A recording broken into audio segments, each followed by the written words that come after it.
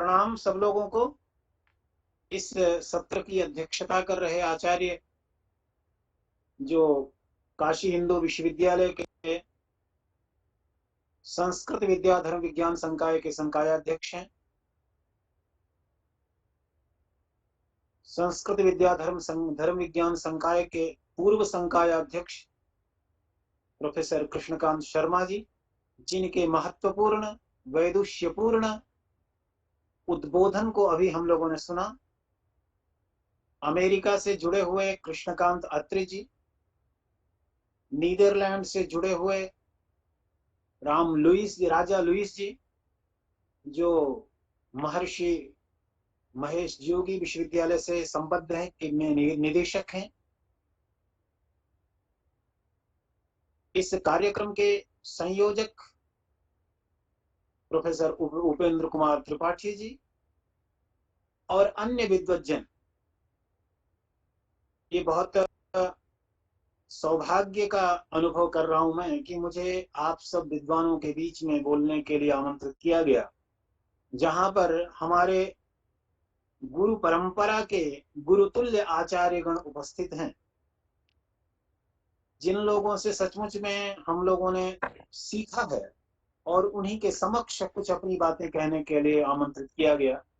ये योग विज्ञान विषय पर यह जो अंतरराष्ट्रीय योग दिवस के अवसर पर 5 दिनों की संगोष्ठी अंतरजाल के माध्यम से आयोजित की जा रही है, उसके समापन सत्र में, संपूर्ण सत्र में उपस्थित होकर के हर्ष का अनुभव कर रहा हूं। मिश्रा जी, आपका चेहरा स्पष्ट नहीं होता है, आधा दिखाई पड़ रहा है, अब पूरा आया। अच्छा, तो यह एक बहुत अच्छा प्रकल्प प्रारंभ हुआ, जिसमें कि योग जैसा महत्वपूर्ण जो विषय था, उस महत्वपूर्ण विषय को पूरे विश्व स्तर पर स्थापित करने का प्रयास किया गया। और इसके लिए मैं उपेंद्र कुमार त्रिपाठी जी को भी बधाई देना चाहता हूं कि उन्होंने इस अवसर पर एक 5 दिनों का कार्यक्रम संकल्पित किया और उसको आयोजित। यह योग दिवस सचमुच में जो आयोजित किया जा रहा है, इसके पीछे जो बात है वह यह है कि हमारी जो परंपरा में पारंपरिक जो ज्ञान है, जिस ज्ञान के माध्यम से प्राचीन काल में ऋषि लोग बहुत सालों तक एकदम स्वस्थ रहा करते थे, और केवल स्वस्थ ही नहीं रहते थे, क्योंकि स्वस्थ रहना उनका उद्देश्य नहीं हुआ करता। ईशावास्योपनिषद में कहा गया है, ईशावास्यमिदं सर्वं यत्किंच जगत्याम जगत तेन त्यक्तेन भुंजीथा मा गृधः कस्यचित् धनम। यह ईशावास्योपनिषद का जो प्रथम मंत्र है, वह प्रथम मंत्र इस तरफ संकेत करता है, भारतीय जीवन दृष्टि को संकेतित करता है कि तेन त्यक्तेन भुंजीथा, त्याग पूर्वक भोग कर।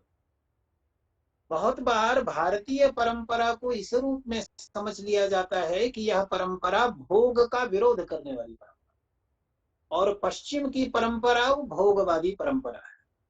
दोनों परंपराओं में अंतर इसी रूप में किया जाना चाहिए कि यह तेन त्यक्तेन भुंजीथा, त्याग पूर्वक भोग के बारे में यहां पर कहा जा रहा है।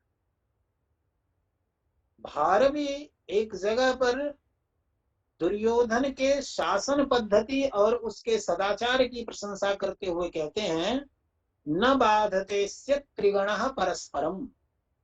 उस दुर्योधन का जो त्रिगण है, त्रिगण का तात्पर्य है धर्म, अर्थ और काम, क्योंकि जो मोक्ष है वो मोक्ष तो सचमुच में चरम फल के रूप में है और अंत में प्राप्त होता है।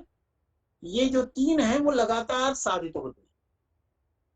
तो जीवन का जो उद्देश्य है वह यह है कि हम किसी भी प्रकार से इन त्रिगण को बाधित न करें, माने धर्म का बाधन करके अर्थ का उपार्जन, या धर्म का बाधन करके कामोपभोग, या कामोपभोग का बाधन करके धर्म का उपार्जन। यह सब कुछ वर्जित है, क्योंकि इन तीनों का समन्वय होना चाहिए। और इसीलिए भारतीय जो परंपरा है वो पुरुषार्थ समन्वय की परंपरा है।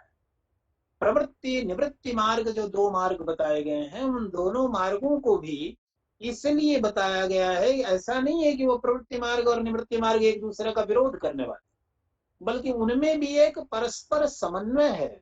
और उस समन्वयवादी दृष्टिकोण को ध्यान में रखते हुए एक 4 आश्रमों की परंपरा को भी विकसित किया गया। और योग जो है उसी क्रम में विकसित हुआ कि क्योंकि योग का जो मार्ग है, और योग को बहुत बार हम एक रूप में देखते हैं, सचमुच में योग के तो बहुत सारे तरीके, बहुत सारे उसमें प्रकार बताए गए हैं।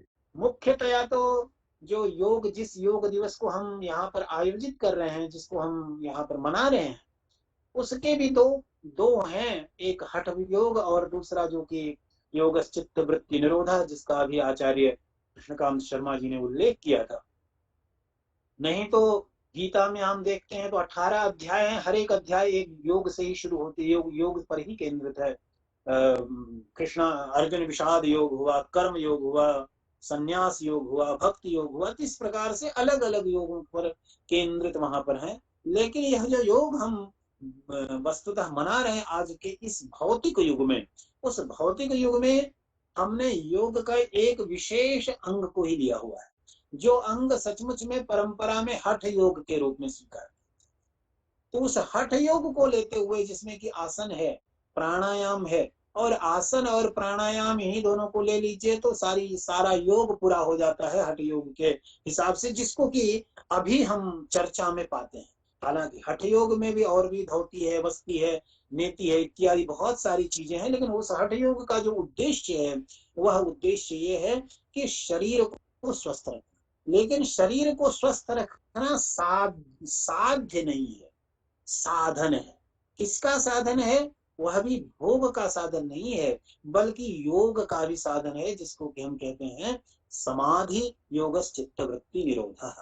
क्योंकि यहाँ पर जो अष्टांग योग की बात कही जाती है, उस अष्टांग योग में भी अंग शब्द वस्तुतः वो साधन के रूप में, क्योंकि ये जो 8 योग बताए गए हैं, यम नियम आसन प्राणायाम प्रत्याहार धारणा ध्यान और समाधि, वो संप्रज्ञात समाधि है, जो कि साधन के रूप में स्वीकार की गई है, अष्टांग योग में वर्णित है। और जो असंप्रज्ञात समाधि है, जिसको कि चित्त वृत्ति निरोध के रूप में कहा गया है, वह चित्त वृत्ति निरोधात्मक समाधि के ये 8 अंग है।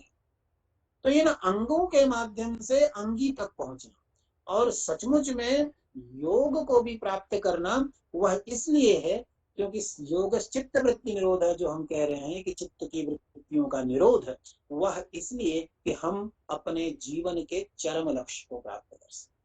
क्योंकि ये चाहे आप दर्शन, हमारे यहाँ जितने भी दर्शन हैं, एक चारवाक दर्शन को छोड़ दिया जाए तो बाकी सारे भी दर्शन हैं। और यह जो चारवाक दर्शन भारतीय परंपरा में उपेक्षित हुआ, सचमुच में पाश्चात्य दर्शन की परंपरा में वही चारवाक दर्शन अलग अलग दर्शनों के रूप में फला फूला, क्योंकि वो केवल उसी तरफ दृष्टि रखते हुए, उस शरीर को ही आत्मा के रूप में समझते हुए, या दृश्य जगत को ही केंद्रित करते हुए सारे दर्शन वहां पर विकसित हुए। और आधुनिक जो विज्ञान है, वह विज्ञान भी उस दृश्य जगत पर ही अध्ययन करता हुआ। लेकिन इस योग को विज्ञान जब हम कहते हैं तो हमको थोड़ा सा इसीलिए दुख होता है, थोड़ी सी तकलीफ होती है, क्योंकि विज्ञान कहते हुए हम उस योग को सीमित कर देते हैं। कहाँ तक? केवल दृश्य जगत तक ही सीमित कर देते। सचमुच में वह उससे परे है, उससे आगे है। क्योंकि जैसे कि एक जगह पर कहा गया है, प्रणवो धनु शरो ह्यात्मा ब्रह्म तल्लक्ष्यमुच्यते अप्रमत्तेन वेद्धव्यम शरवत् तन्मयो भवे। प्रणव जो है धनुष है, और आत्मा जो है वह तीर है, और उस तीर का लक्ष्य है ब्रह्म। और अप्रमाद पूर्वक, बिना किसी प्रमाद के उस ब्रह्म को भेदित करना है, उस तीर के द्वारा उस तक पहुंचना है। यही जो है शरवत तन्मय हो जाना, जैसे शर तीर जो है छूटा हुआ अपने लक्ष्य से एक रूप हो जाता है, लक्ष्य में जाकर के धस जाता है, उसी प्रकार से यह जो आत्मा है वह प्रणव रूपी धनुष पर सवार होकर के उस ब्रह्म में विलीन हो सकता है, विलीन हो जाता है। तो इसलिए यह जो योग है वह योग वस्तुतः केवल भोग के लिए नहीं, केवल शरीर को स्वस्थ रखने के लिए नहीं, बल्कि यह तो उसका बाई प्रोडक्ट, शरीर का जो स्वास्थ्य है, क्योंकि ये एक साधन परंपरा बताई, तो उन साधनों के माध्यम से जब आप चलते हैं, क्योंकि जब तक ये आज हर कोई ये स्वीकार करता है कि जब तक हमारा शरीर स्वस्थ नहीं रहता है तब तक हमारा मस्तिष्क, हमारा मन स्वस्थ नहीं रह सकता। तो शरीर का स्वस्थ रखना आवश्यक है मन के स्वस्थ रहने के लिए, लेकिन ये शरीर और मन इन दोनों को एक समझ लेना, दोनों को आइडेंटिफाई कर देना, ये भारतीय परंपरा ने कभी नहीं स्वीकारा।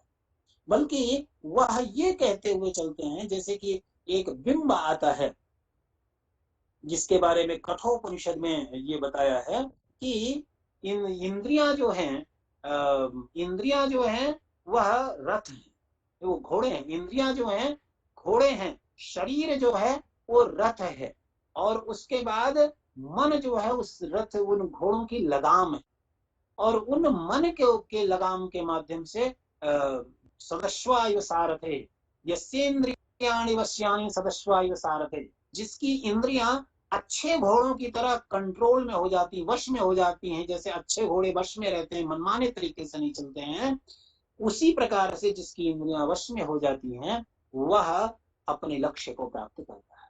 तो यह एक जो कठोपनिषद में एक बिंब बताया गया है, एक मॉडल बताया गया है, वह मॉडल सचमुच में शरीर तक ही नहीं, शरीर से परे जाने की बात है, क्योंकि जो आत्मा है वह आत्मा शरीर नहीं है, शरीर से अलग उसकी उपलब्धि भले नहीं होती हो, लेकिन वह आत्मा शरीर से भिन्न है, शरीर से अतिरिक्त है, शरीर का नियंत्रक है, जिसको इस रूप में कहते हैं कि जैसे कि राजा है और जो सेवक। तो राजा अपनी उपस्थिति मात्र से, इस बात को सांख्य दार्शनिकों ने बड़े महत्वपूर्ण तरीके से बताया, और बताया कि ये उसी तरीके से होता है जैसे कि चुंबक रहने मात्र से ही, चुंबक की मौजूदगी मात्र से ही लोहे में क्रिया हो जाती है, उसी प्रकार से आत्मा की उपस्थिति मात्र से प्रकृति में क्रिया हो जाती है। प्रकृति क्या है? प्रकृति तो शरीर के रूप में, प्रकृति शरीर के रूप में जो है,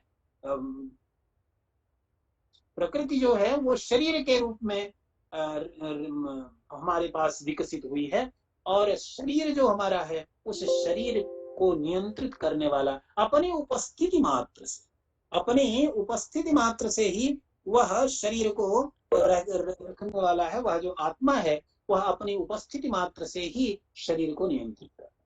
तो ये जो योग है, योग विज्ञान जब हम बात करते हैं तो वह आधुनिक विज्ञान से और परे जाता है, और इस योग को एक दूसरी चीज अगर देखा जाए तो योग को एक सार्वभौम स्वीकृति प्राप्त हुई है, भारतीय सार्वजनीन स्वीकृति प्राप्त। उसको आप बौद्ध दर्शन में भी देख सकते हैं, जैन में भी देख सकते हैं, न्याय में भी देख सकते हैं, वेदांत में भी देख सकते हैं, सांख्य और योग तो है ही है, तो इन सब में उसको स्वीकृति प्राप्त। और अगर ऐतिहासिक दृष्टिकोण से देखा जाए तो जो इतिहासवेत्ता हैं वे तो बताते हैं कि सिंधु घाटी की जो सभ्यता है वहां पर भी एक जो है योगारूढ़ एक व्यक्ति की उनका चित्र मिला, प्राप्त होता है, मूर्ति प्राप्त होती है, और इसलिए ये योग कितना प्राचीन है, इस प्राचीन योग परंपरा को हम इस प्रकार से देख सकते हैं। तो यह प्राचीन योग परंपरा कितने क्रम में, कितने लंबे समय में विकसित होती हुई अपने आप को परिष्कृत, परिमार्जित करती हुई चली आई है। इसलिए जो लंबे समय में, जैसे कि हम अगर इसके परिप्रेक्ष्य में आधुनिक चिकित्सा विज्ञान को देखें तो आधुनिक चिकित्सा विज्ञान का इतिहास तो बहुत थोड़ा है, बहुत स्वल्पकालीन, मुश्किल से 200-250 वर्ष आप उसको समझ सकते हैं, उसका जो इतिहास है आधुनिक चिकित्सा पद्धति का। तो यह जो योग है वो एक लंबे समय तक, उस समय जिस समय इस प्रकार की चिकित्सा पद्धतियां नहीं थी, उस समय व्यक्ति की सुरक्षा करने का कार्य, उत्तरदायित्व योग के द्वारा निभाया गया, आयुर्वेद के द्वारा निभाया गया। तो यह योग दिवस जो मनाया जाता है वह योग की जो पारंपरिक स्वीकृति रही है, जिसके माध्यम से शरीर को स्वस्थ रखने का, और इस शरीर को स्वस्थ रखने का जो एक तरीका है योग का, और वो शरीर को स्वस्थ रखना भले ही उसका मूलभूत उद्देश्य न हो, परंतु एक उसका तरीका तो है ही, जिसके द्वारा वो शरीर को स्वस्थ रखते हैं, बाई प्रोडक्ट के रूप में ही सही। तो वो शरीर स्वस्थ होता है, और जब शरीर स्वस्थ रहता है तो व्यक्ति आगे भी सही तरीके से निर्णय ले पाता है, विचार कर पाता है। क्योंकि जब जब आपका शरीर स्वस्थ न रहे तो ऐसी स्थिति में विचार भी ठीक तरह से नहीं चलते हैं, आप ध्यान भी नहीं कर सकते हैं। तो इसलिए ये सारा कुछ जो है वह योग की हमारी जो प्राचीन परंपरा है, उस प्राचीन परंपरा में, क्योंकि एक और चीज है जिसकी तरफ ध्यान देना चाहिए कि हमारा जो प्राचीन ज्ञान था वो बहुत लंबे समय तक मौखिक परंपरा के रूप में भी रहा। और मौखिक परंपरा, और ये चूंकि योग जो है वो मौखिक परंपरा के साथ साथ एक प्रैक्टिस में, व्यवहार में आने की बात, तो प्रैक्टिस में आकर के व्यवहार में जब रहने की बात है, तो उसके कारण और इस देश पर जो अनेक आक्रमण हुए, उन आक्रमणों वगैरह के परिप्रेक्ष्य में बहुत सारी समस्याएं ऐसी हुई, शायद यहाँ पर वो व्यवहार में उतना ज्यादा, उतना अधिक रह नहीं सका। तो एक जो हमारा अपना छूटा हुआ है, पुराना है, प्राचीन है, अनुभूत है, उस अनुभूत योग को पुनः प्रतिष्ठा दिलाना। और क्यों प्रतिष्ठा दिलाना? इसलिए नहीं कि वो हमारा है इसलिए प्रतिष्ठा दिलाना, बल्कि इसलिए क्योंकि वह समाज के लिए, व्यक्ति के लिए उपयोगी है, उसको स्वस्थ रखने के लिए उपयोगी है। अगर आप शरीर से अतिरिक्त आत्मा को नहीं स्वीकार करते हैं, मत स्वीकार करिए, लेकिन शरीर को स्वस्थ रखने में जो योग की महत्ता है, उस महत्ता को आप नहीं भुला सकते, उसको आप उसका निराकरण नहीं कर सकते, उसको आप छोड़ नहीं सकते हैं। तो इस बात को अगर इस प्रकार से भी स्वीकृति हो, तो देर सबेर ऐसा जरूर होगा कि जो भारतीय मेधा है, उस मेधा की जो प्रगति रही है विगत शताब्दियों में, पहले काल में, प्राचीन काल में, उस तक फिर से हम पहुंच सकेंगे। और इन्हीं शब्दों के साथ मैं अपनी बात को विराम देता हूँ। धन्यवाद।